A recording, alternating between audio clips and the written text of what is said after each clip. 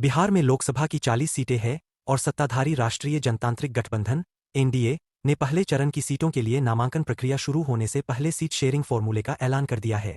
NDA की seat sharing में पशुपति पारस खाली हाथ रह गए हैं, तो वहीं उपेंद्र कुशवाहा और जीतनराम मांझी की पार्टियों को एक एक सीटें मिल सकी है।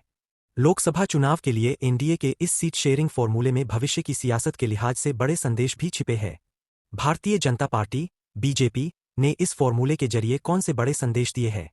फ्यूचर पॉलिटिक्स की बिसात बिहार में बीजेपी न सिर्फ इस लोकसभा चुनाव बल्कि आगे के विधानसभा चुनाव की अलग बिसात भी साथ साथ बिछाती जा रही है।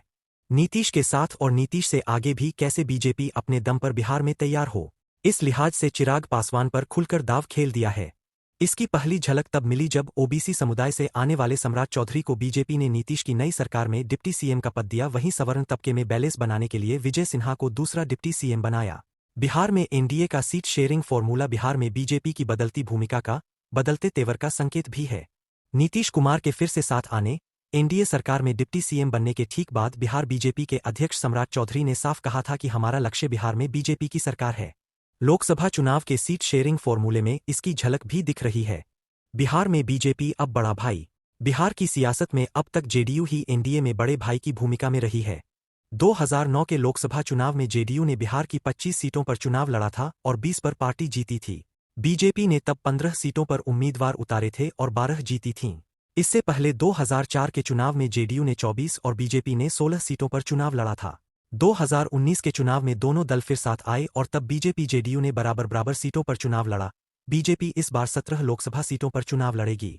नीतीश कुमार के नेतृत्व वाली जनता दल यूनाइटेड जेडीयू 16 सीटों पर चुनाव लड़ेगी। दोनों ही दलों के बीच देखने में भले ही एक सीट का अंतर है, लेकिन बीजेपी पहली बार बड़े भाई की भूमिका में आ चुकी है। नीतीश की घटी बार्गेन पावर।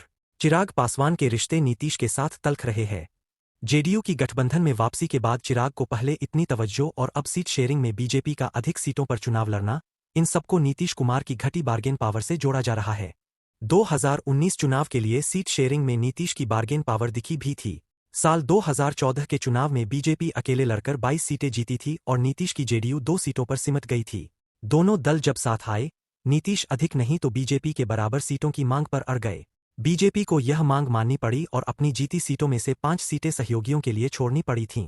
तब 2 सांसदों वाली जेडीयू और 22 सांसदों वाली बीजेपी, दोनों ही दलों ने चुनाव में 17 से 17 सीटों पर उम्मीदवार उतारे।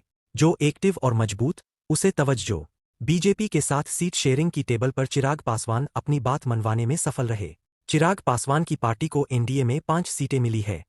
यह इस बात का संदेश है कि बीजेपी ने उसे तवज्जो दी है, जो पार्टी और परिवार टूटने के बाद भी जमीन पर लगातार एक्टिव रहा। बिहार के वरिष्ठ पत्रकार ओम प्रकाश अश्क ने कहा कि बीजेपी ने चिराग के आजमाए चेहरे पर भरोसा किया है। रामविलास पासवान के निधन को अभी 1 साल भी नहीं हुए थे कि पशुपति पारस ने चिराग को पार्टी के अध्यक्ष और अन्य सभी पदों से हटा नाम निशान पर दावा कर दिया था।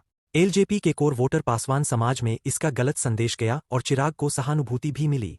चिराग अपनी रैलियों में भीड़ जुटाकर यह संदेश देने में भी सफल रहे कि पासवान उनमें ही रामविलास का वारिस देखते हैं। पासवान समाज की कुल आबादी करीब 5.5% है। पशुपति का डेंट मांझी कुशवाहा करेंगे कंट्रोल। बीजेपी ने पशुपति को दरकिनार कर चिराग को तवज्जो दी तो एक मसला परसेप्शन का भी था।